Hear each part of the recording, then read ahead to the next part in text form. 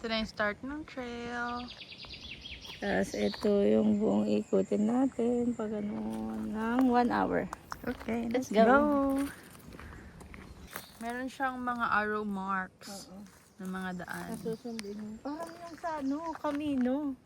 Ito Ay, na yung oo. practice natin ng Camino. Watch out. Yan ang aming pang Next. day 50 na vlog. Go.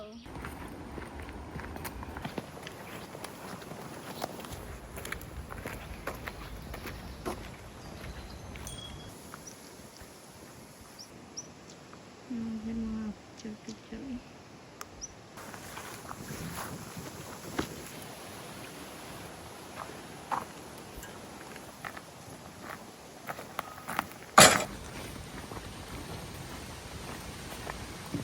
Mga 30 minutes naming naglalakad pero wala pa kaming nakikitang tao na kasama natin. Except yung mga nagbabike. Sige, lakad pa tayo mga 30 minutes pa.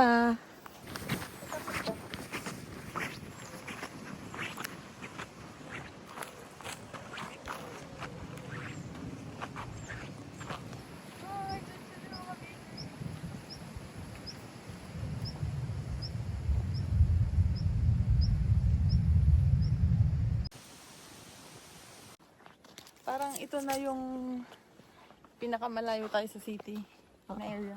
Oo. Kasi kahit may park sa amin, parang Malapit lang sa may kalsada. mapapakinggan mo pa din yung sasakyan. Ganyan, dito wala talaga, grabe. Pero Nature. official trail siya, tapos may nang walk to. Ah. Bukod pa yung sa bike, kaya ang dami kanina puro nagbabike. Pero dito sa walk, parang feeling ko dahil gabi na tayo, wala tayong kasabay.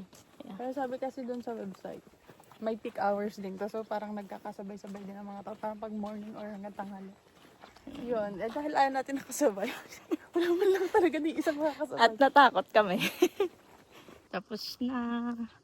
Pabalik na kami. Guys, diyan kami magdi-dinner. Let's go. Dinner na kami dito sa restaurant.